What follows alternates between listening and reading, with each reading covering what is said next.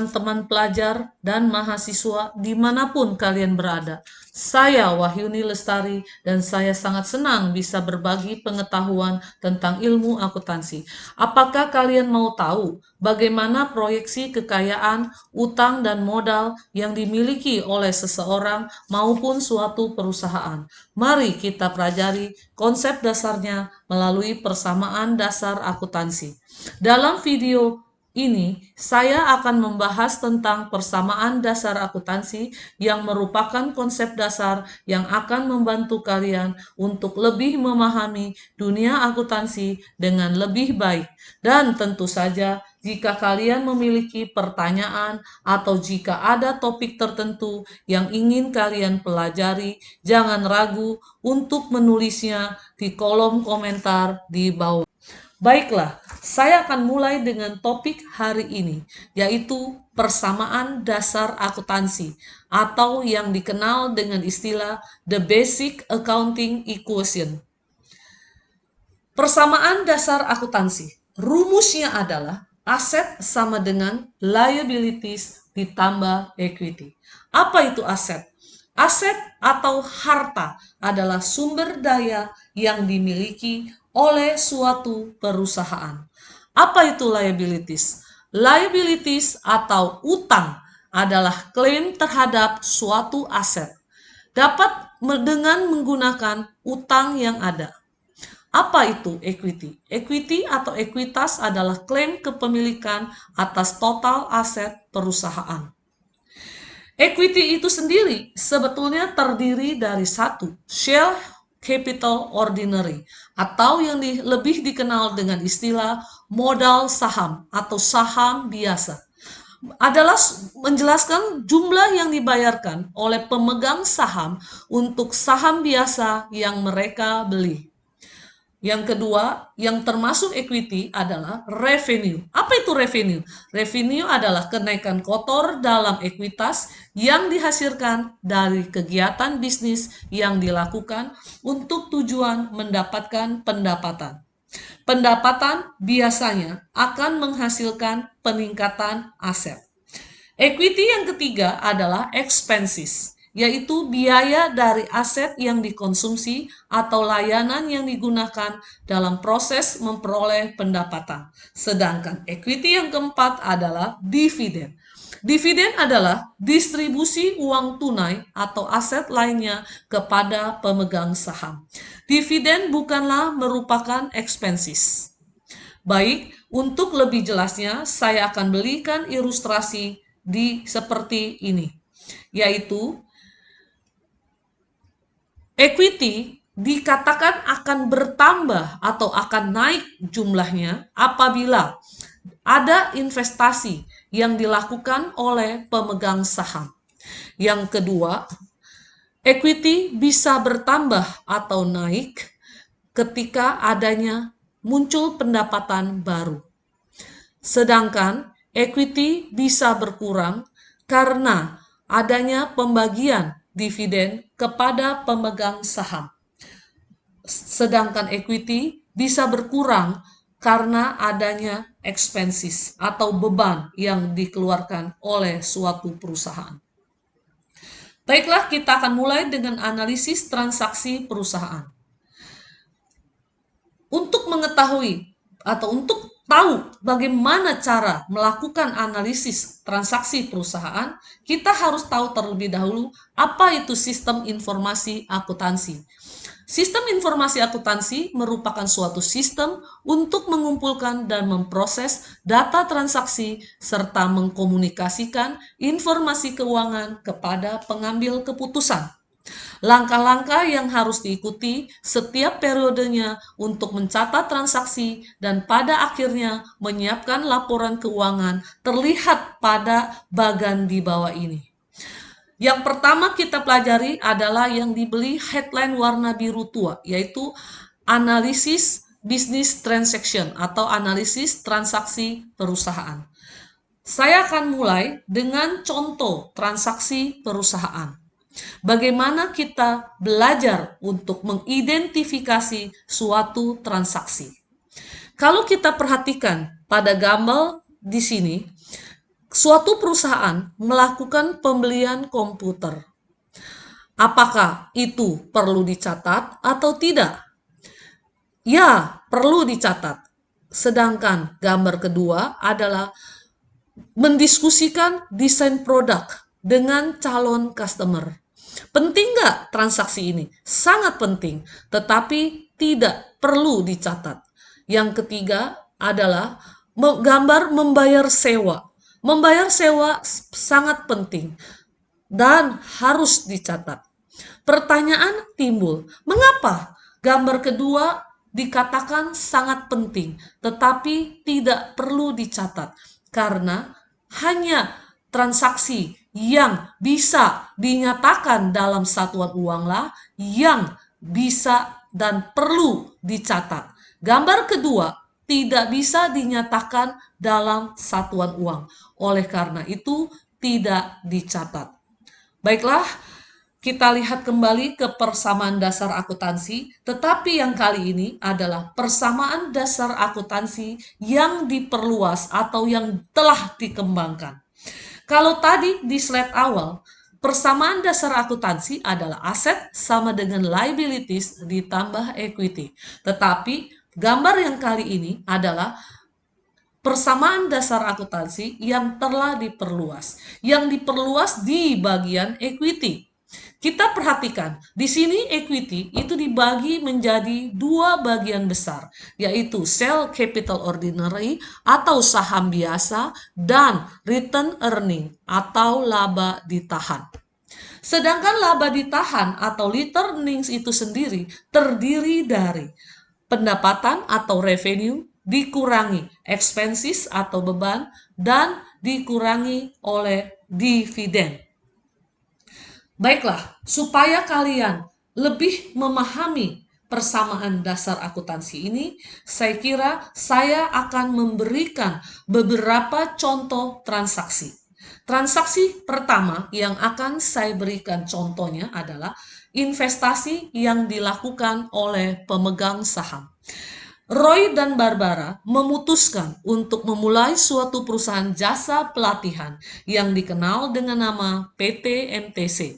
Pada tanggal 1 September 2023, mereka menginvestasikan uang tunai sebesar 15.000 euro untuk memperoleh saham perusahaan. Maka, bagaimanakah cara kita mencatat di dalam persamaan dasar akuntansi? Investasi dalam bentuk uang tunai, kita katakan cash, maka cashnya akan bertambah. Kemudian modal saham.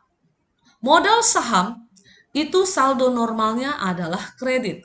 Maka ketika dia bertambah, dia akan dikredit.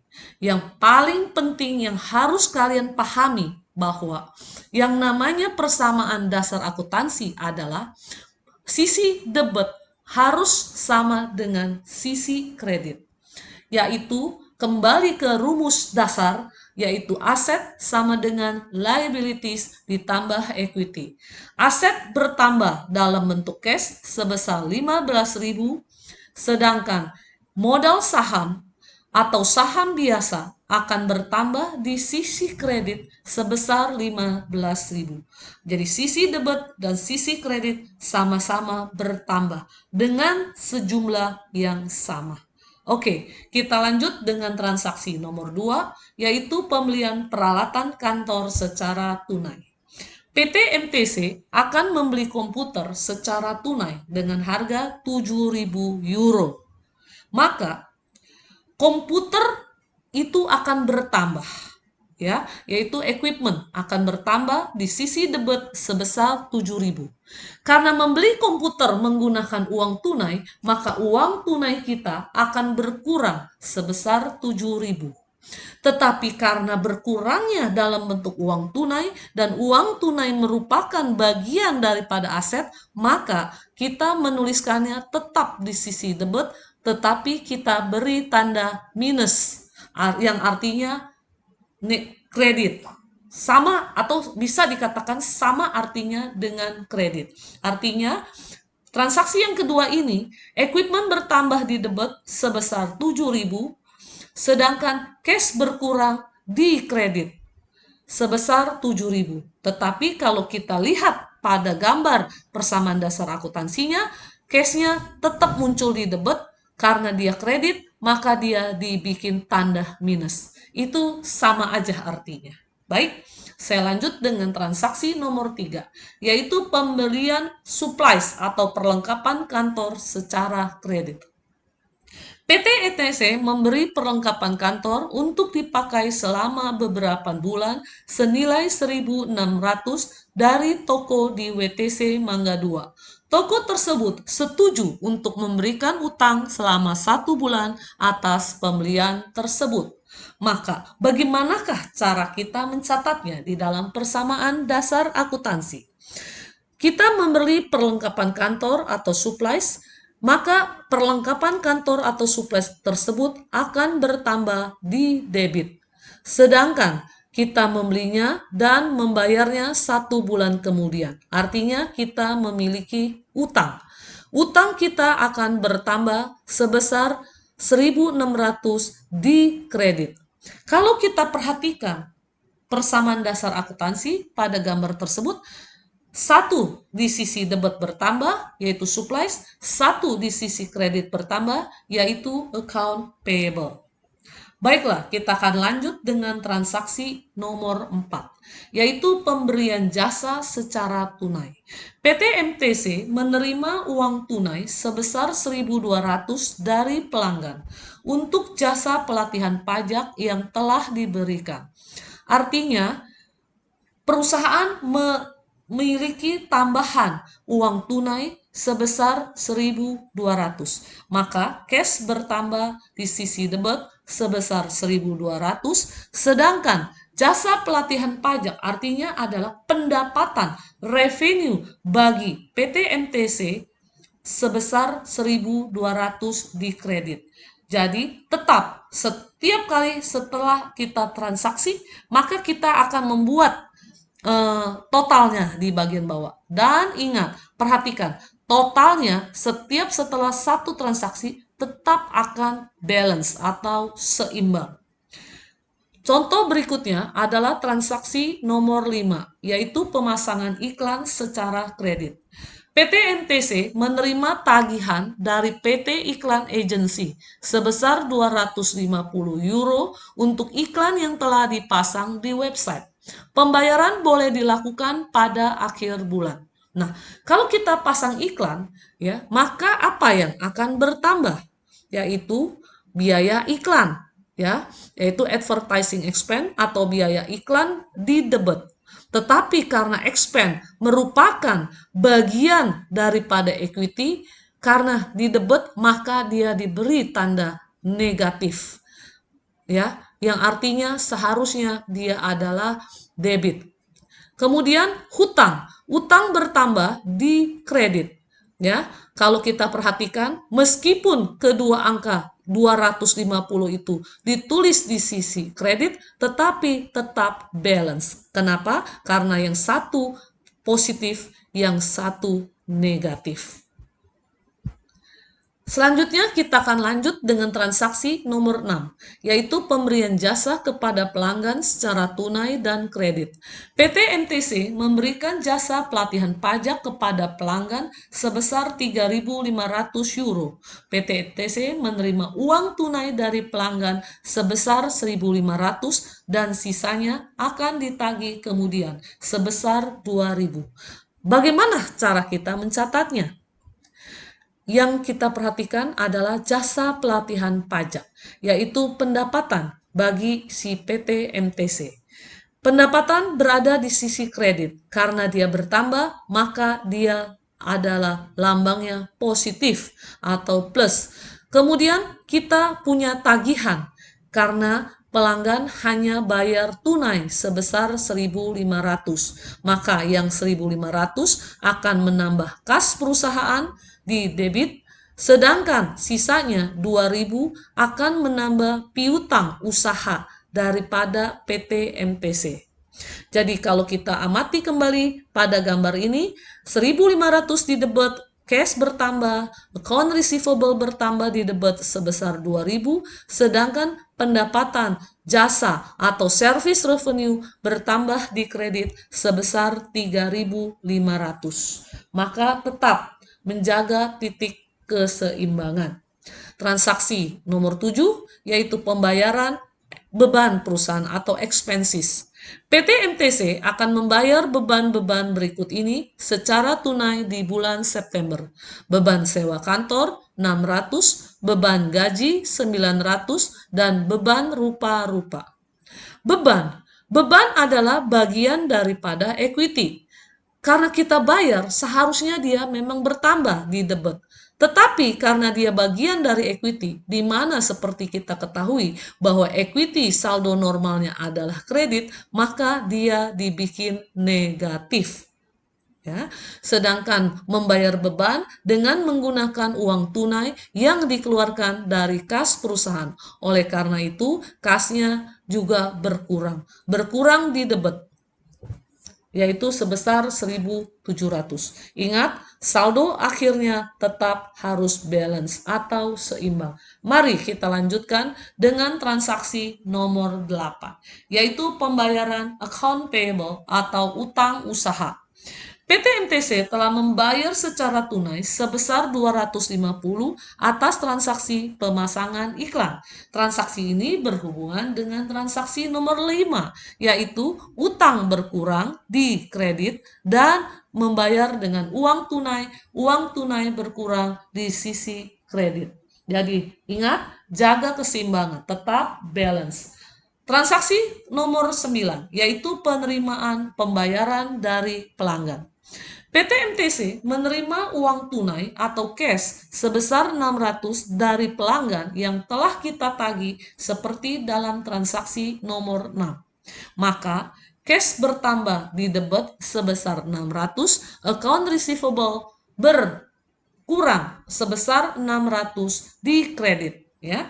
Tetapi karena account receivable adalah bagian daripada aset, maka account receivable diberi tanda negatif, yang artinya lawan. Ya. Kemudian transaksi 10 atau transaksi terakhir yang akan saya berikan contoh dalam video kali ini, yaitu mengenai pembayaran dividen.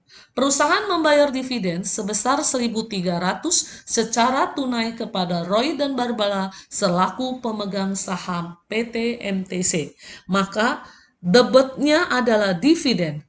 Dikatakan debit, tetapi kenapa ditulisnya kredit? Karena kenapa ditulisnya negatif atau minus? Karena dividen berada pada posisi equity atau posisi kredit.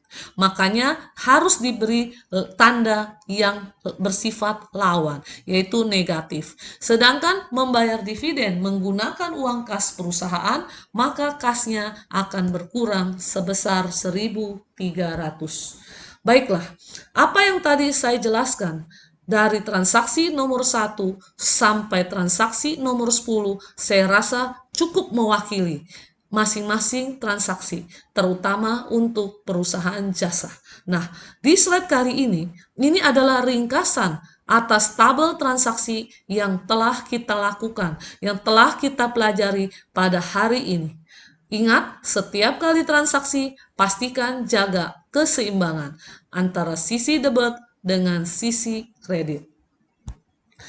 Di akhir daripada slide saya adalah kesimpulan. Ada 3 poin penting yang perlu diperhatikan. Yang pertama, setiap transaksi harus dianalisis. Apa yang dianalisis? Yaitu ketiga komponen yang terdapat di dalam persamaan dasar akuntansi. Ingat, ketiga komponen ini telah dijelaskan di slide pertama, yaitu aset sama dengan liabilities ditambah equity. Yang kedua adalah jenis spesifik dari item yang terdapat di dalam komponen. Yang kedua sisi di dalam persamaan dasar akuntansi harus selalu sama. Yang ketiga, kolom perkiraan modal saham atau saham biasa atau dikatakan share capital ordinary dan laba ditahan atau return earning menggambarkan sebagai penyebab setiap perubahan dari klaim atas aset dari pemegang saham. Berikut saya memberikan daftar pustaka Dari mana saya memperoleh materi ini? Yaitu dari buku Wegan Kiso dan Kimmel, edisi terbaru, edisi kelima, yaitu Financial Accounting with International Financial Reporting Standard. Saya rasa cukup sekian untuk konten hari ini, yaitu mengenai persamaan dasar akuntansi. Jika kalian merasa mendapatkan manfaat dari konten YouTube ini, maka tolong bantu untuk melakukan subscribe, like, dan kemudian share kepada teman-teman kalian semua, agar semakin banyak orang yang bisa ikut merasakan manfaat dari konten ini. Terima kasih.